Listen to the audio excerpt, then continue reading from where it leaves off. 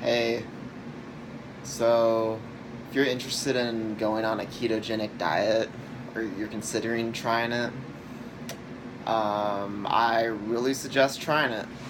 I've been type 1 diabetic since I was 2, and when I was, I don't know, sometime in my early 20s, I'm 29 right now, I decided to try out Dr. Bernstein's ketogenic diet protocol in his book, uh, Diabetes Solution.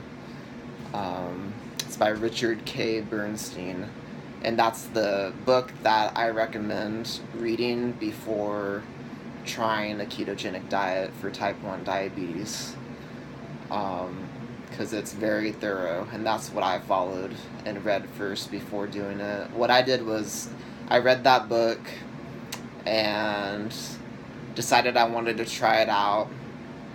And then I asked my doctor what he thought about it, and he gave me his feedback, which was basically he thought that everything in the book was fine to try and do, and he agreed with a lot of what he said in the book, and the only thing he didn't recommend was doing intramuscular shots,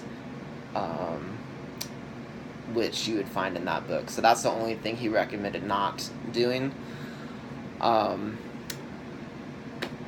And so yeah, basically, I think making a decision for yourself about if it's something you really want to try, and finding a method that's outlined, that's been tested and tried for people.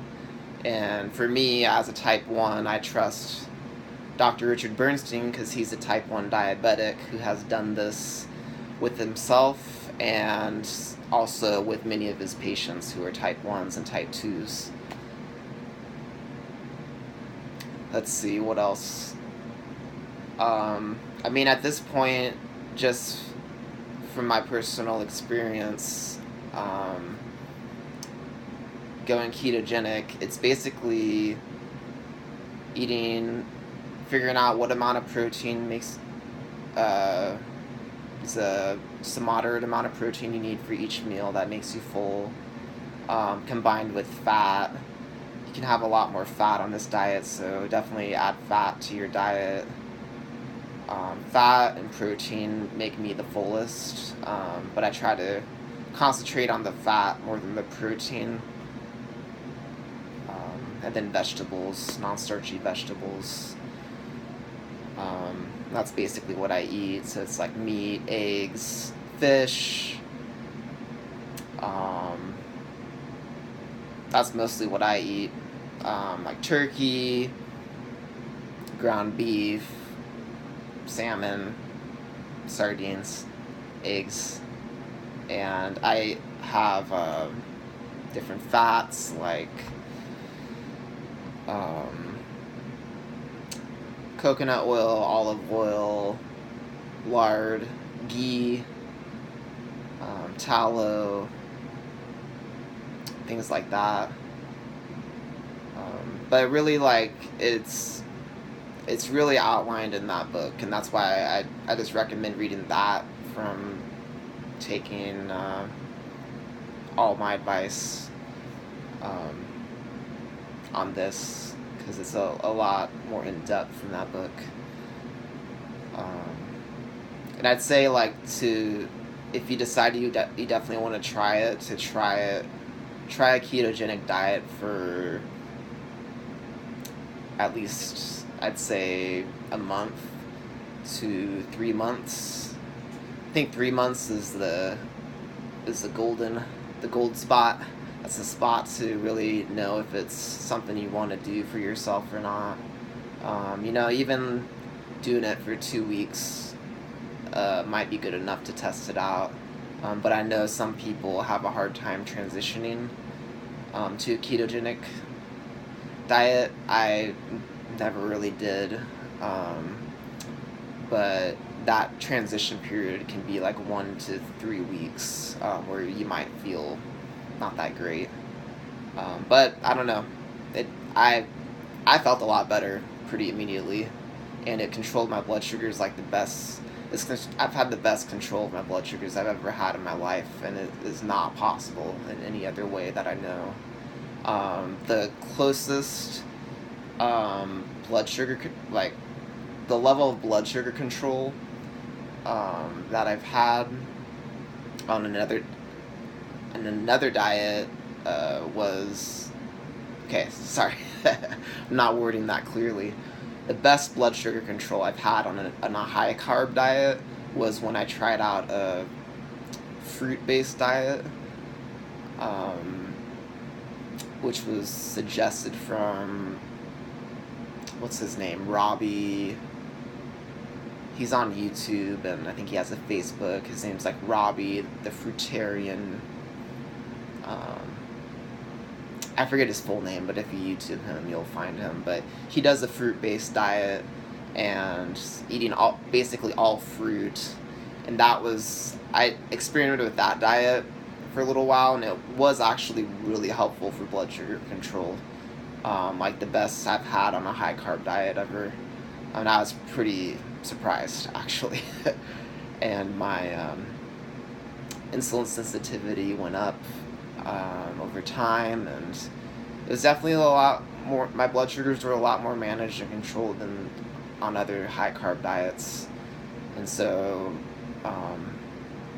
yeah, but it didn't give me the same kind of control that I have on this very low carb ketogenic diet.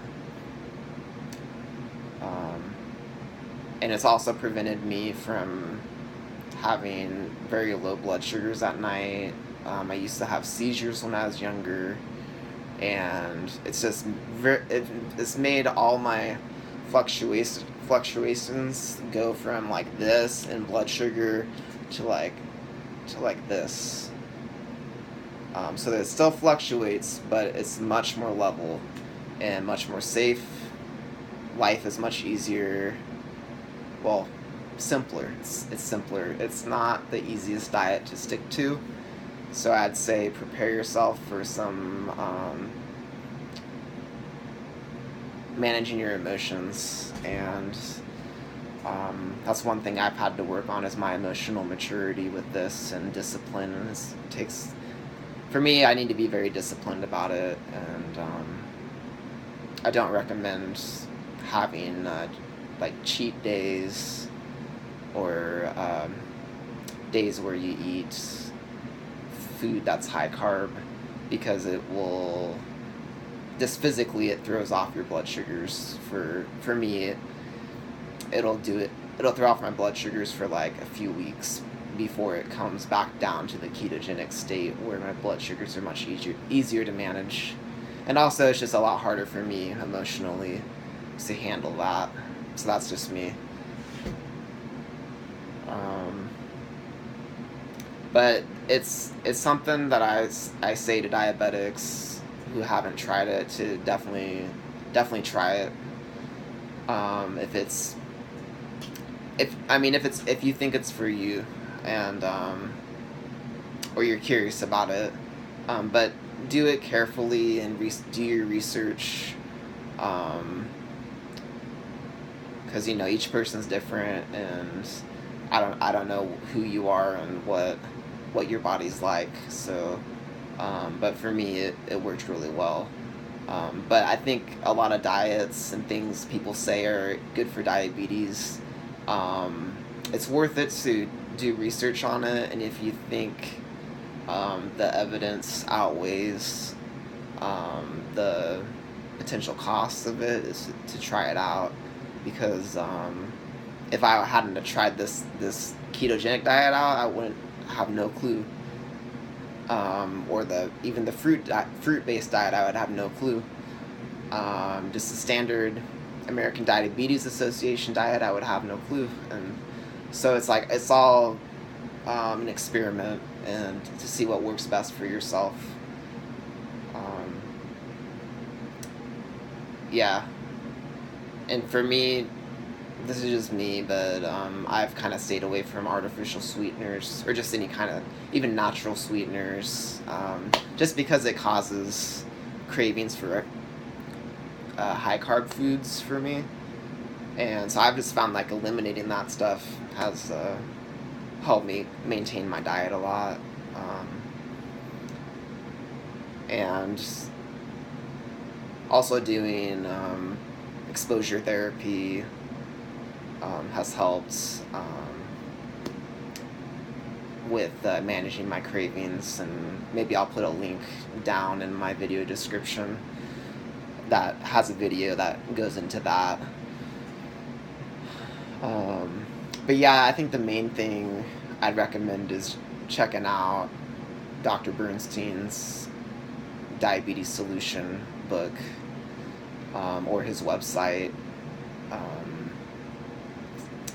Maybe I'll put a link to that below too. I think it's diabetes-book.com.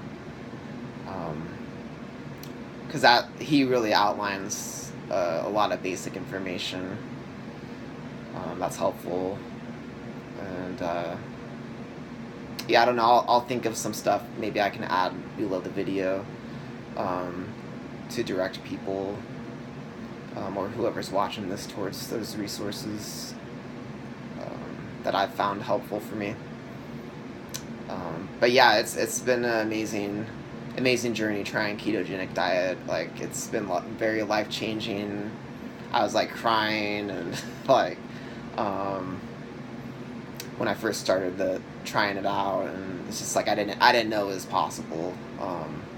And my doctor at one point told me that out of his 15 years of practice, that I have the best controlled blood sugars he's ever seen in a type 1 diabetic. And I feel like that's representative of what a ketogenic diet can do for a type 1 diabetic, is give you the best controlled blood sugars you've ever had. It has that potential, and that's what it's done for myself. I know it's done so for a lot of people. I've heard a lot of people struggle with maintaining it as well. So yeah, it's pretty awesome, and yeah, I just recommend doing your research and deciding for yourself if it's something you want to go through with and test out.